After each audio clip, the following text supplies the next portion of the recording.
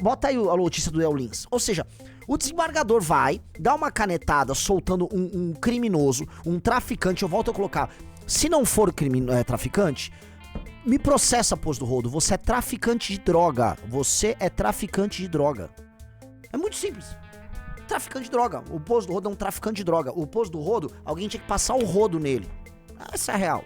O rodo tinha que ser passado no Pose, tá? O traficante de droga foi liberado pelo desembargador Peterson com um discurso, né, pseudo-humanista, enquanto que um humorista, olha isso aqui, justiça condena comediante a 8 anos de reclusão por show de intolerâncias contra minorias.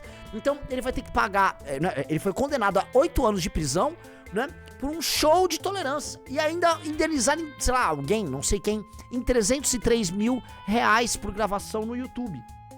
Por show de intolerância. Então, se você fez uma piada com gordo, se ofendeu uma mulher, se uma piada que brinca com estereótipos tá né, ofendendo a dignidade coletiva das minorias brasileiras, tu vai preso. Agora, se você faz apologia pro Comando Vermelho, divulga o Comando Vermelho e trabalha com o Comando Vermelho, você é solto. E ainda o cara ainda te chama assim, não, porque veja só, nada, vai tomar no cu esse país é tudo invertido. Só que eu não quero ficar aqui com a revolta do tiozão. Vem o ódio, a gente respira, não vamos pegar a revolta do tiozão. Tipo, olha a hipocrisia do sistema. Não, cara, que bom que o sistema tá assim. Que bom que é assim. Porque isso vai te radicalizar. É importante que no mesmo dia, veja só a poesia nisso tudo, no mesmo dia em que esse desembargador manda soltar o Poço do Rodo, a justiça manda prender um humorista. No mesmo dia, ao mesmo tempo. É como se essas mensagens tivessem sido combinadas. É como se isso tudo fizesse parte de um discurso comum, de uma construção comum. Gente, isso aqui parece um sinal. O desembargador, né, manda esse despacho. E é muito louco, porque assim, nem todo estudante de direito, mas sempre estudante de direito. Eu gravei um vídeo ontem à noite, isso tá até indo muito bem lá no Instagram. Sim. Eu gravei um vídeo explicando, né, o absurdo da decisão do desembargador. E aí veio o famoso estudante de direito. Mas Renan, o procedimento, a algema. Vocês, estudantes de direito, né? Numa luta pra fingir que são inteligentinhos, se apegando a rigor formalista que não tem praticamente nada na justiça brasileira. Um rigor formal pra soar inteligentinho, vocês perdem completamente o senso de justiça. Completamente. Não há justiça na cabeça do operador do direito brasileiro. A vaidade. Tanto que não há nada mais nojentamente vaidoso do que um operador do direito. Acham que são Deus. São porra nenhuma. Não à toa, todo o direito brasileiro é uma gigantesca piada. É um macarrão completamente desordenado. É um direito que não faz nada que funcione. É um direito feito pra ser bizarro. É um direito da procrastinação. É o direito da injustiça, tá? É bizarro. É bizarro. E é muito louco ver, né, o estudante de direito lá, ou o pequeno operador de direito. Veja só, tem uma opinião aqui. Vai tomar no cu. Vocês perderam completamente o senso da proporção e o senso de justiça. Tanto que não há nada mais cínico do que um advogado. Todo mundo sabe. Não há nada mais cínico do que um advogado. Porque eles vão embarcando no cinismo e a coisa vai embora. Nunca tome decisões de vida, eu falo agora pra vocês de coração, tá? Baseado em advogados. Nunca tome decisões de vida baseadas em advogados. Apenas na hora de se proteger. Agora, o advogado te traz um cinismo, tá? E o advogado te traz uma espécie de um senso de vale tudo que te tira do prumo. Te tira do prumo. E não tô falando que todo advogado é assim. Eu tô falando que o pensamento jurídico brasileiro te leva a isso. O pensamento do advogado brasileiro te leva a isso. Não à toa nós somos uma nação que mais forma advogados no mundo, né? Formamos advogados sem parar, é uma máquina formadora de advogados. E é um país que não aplica justiça, então tem algo de muito louco nisso. Nós temos mais operadores do direito do que qualquer nação do mundo. Dito isso, nós não conseguimos aplicar o direito e a injustiça é a base da nossa sociedade. Explica muita coisa, né? A doença brasileira, portanto, ela fica escancarada nisso. E veja só, agradeça todos os dias a Amanda Vettorazzo por entrar com o projeto de lei anti-Uruan, com o PL anti-Uruan, porque tá escancarado. Tá escancarado. E é o PL anti-Uruan, e eu não consigo desassociar uma coisa da outra, porque Foi isso que tornou o sistema nacional, foi isso que motiva investigações, tá? É o PL anti-Uruan que abriu a possibilidade da gente ver essa loucura. Tá dominado, tá tudo dominado. Vocês viram, né? Movimento negro. Primeira coisa, o movimento negro é apenas um aparato pró-bandidagem. Fazem um uso instrumental de temas raciais para defender bandidagem, e no fundo, ao defender bandidagem, eles estão defendendo o que é na prática o interesse político por trás de tudo isso. Teses marxistas de opressor versus oprimido, o bandido como uma espécie de agente redentor que vem das camadas mais baixas da sociedade e enfrenta um estado que é construído para oprimir e tal. O bandido é visto como esse herói redentor. Tanto que boa parte do cinema, né, boa parte da mitologia criada ao redor do bandido no Rio de Janeiro é criado com base nisso. A construção do bandido como um herói libertador, tá? Muito dinheiro é posto nisso. Então o movimento negro é isso. Boa parte da intelectualidade brasileira é isso. Boa parte do direito brasileiro é isso. Vamos lá, institucionalmente, né? Quantas instâncias do judiciário, setores do Ministério Público não estão tomadas por esse pensamento e gente, às vezes não só o pensamento, gente próxima e ligada às facções. Aqui em São Paulo a gente sabe que tem isso, todo mundo sabe. Todo mundo sabe. Todo mundo sabe que faccionado, às vezes o PCC, o comando do PCC, consegue saber se tem uma investigação em andamento. Porque vem um cara e sopra pra eles, um cara aqui e ali. Pô, até eles aprenderam a lição e botaram os caras deles pra prestar concurso e virar promotor, prestar concurso e virar procurador, prestar concurso e virar delegado. O PCC fez isso, a esquerda fez isso. A direita não vai fazer. A direita bolsonarista. A direita bolsonarista, ela quer ter like e view, porque é o mais rápido. É ali, ó. É na cara.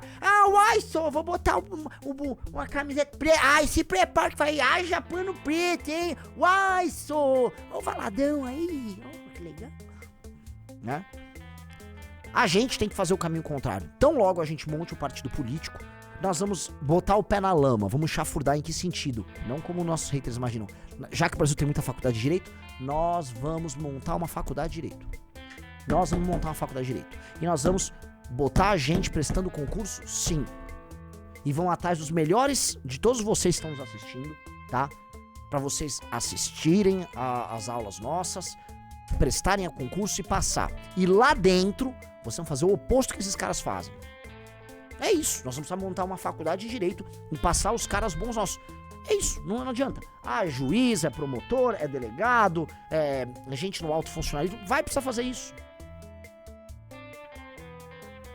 Não tem outro caminho. Vai ter que ser isso. Porque a ocupação do Estado já é feita e ela já cruzou linhas. Volto a colocar, a mesma decisão ideológica que soltou o Pose, ela se reflete na decisão ideológica que quer prender o Léo Lins.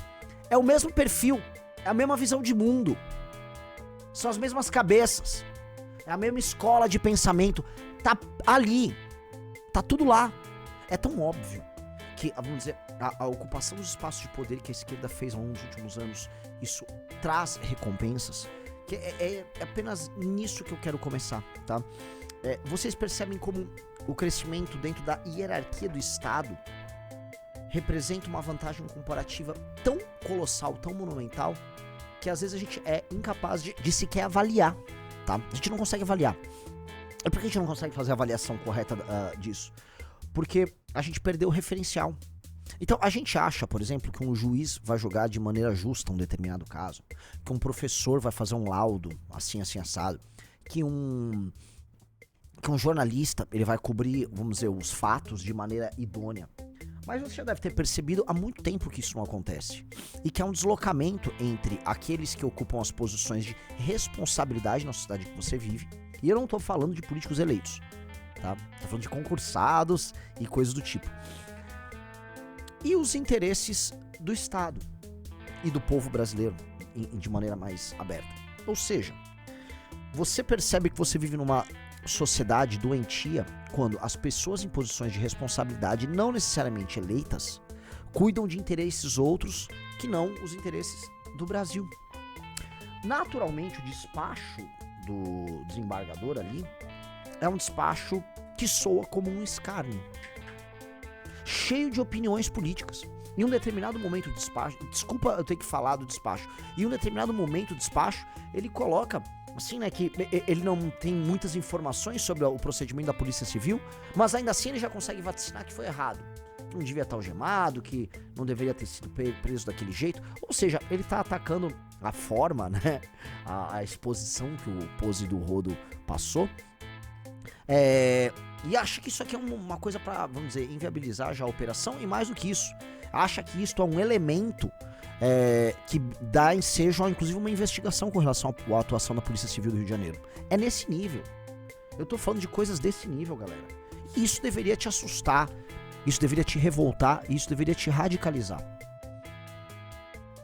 Só que antes, né, porque assim, eu tenho que ser muito cuidadoso com as coisas que eu falo, né, Riso? Muito cuidadoso.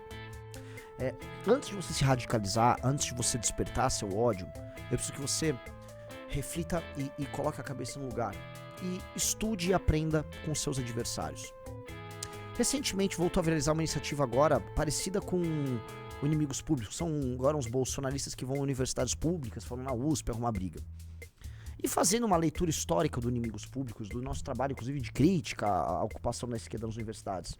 Realmente, são performances, né? Vai lá, critica, mostra pras pessoas a hipocrisia, que é um espaço público. Foi isso que a gente fez no Inimigos Públicos, e agora tem uma galera imitando e fazendo ali. Não tô nem fazendo crítica, tô falando do que estão fazendo.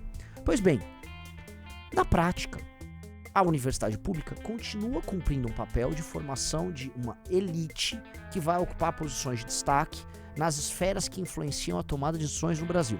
Ou seja, mas na FEFELESH só sai drogado e maconheiro. Não, na FEFELESH vai sair historiador, professor de sociologia, professor de geografia, vai sair filósofo. Mas vai ser um monte de filósofo merda. Sim, mas vai também sair os melhores filósofos. A escola de filosofia mais importante do Brasil é a FEFELESH. Então, por mais que vai sair muita porcaria, vai sair muita coisa boa também na FEFELESH. Então, sim, os filósofos mais importantes, críticos literários, pra bem ou pro mal, tá? Professores de toda sorte, outros professores universitários, eles vão sair de lá. Na Faculdade de Direito da USP, na Faculdade de Direito da UNB e outras universidades, estão saindo caras que vão prestar concursos, vão virar promotores, juízes, delegados da Polícia Federal e todo tipo de, vamos dizer, agente que vai ocupar altas posições na burocracia brasileira, tá? Só de você olhar isso, você percebe que, para a esquerda, a universidade pública cumpre esse papel. Ela está cumprindo um papel de colonização das instituições, em que este jovem que entra lá, e vamos ser honestos, ele já entra lá mais à esquerda.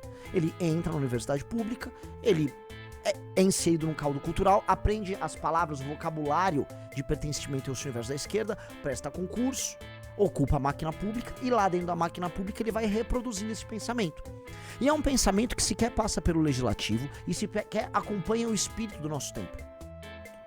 Hoje, né, dado que o Brasil é um país, né, todas as pesquisas demonstram, cuja preocupação maior dos seus cidadãos é com a segurança pública e com o combate ao crime organizado, um despacho desta natureza de um desembargador não acompanha espírito tempo nenhum. Isso falando já, dando como certo que hoje um desembargador ou um juiz dão despachos que não estão baseados exclusivamente na letra da lei, mas sim numa espécie de uma capacidade interpretativa que eles têm. Eles querem ter o seu espaço de autoral, né?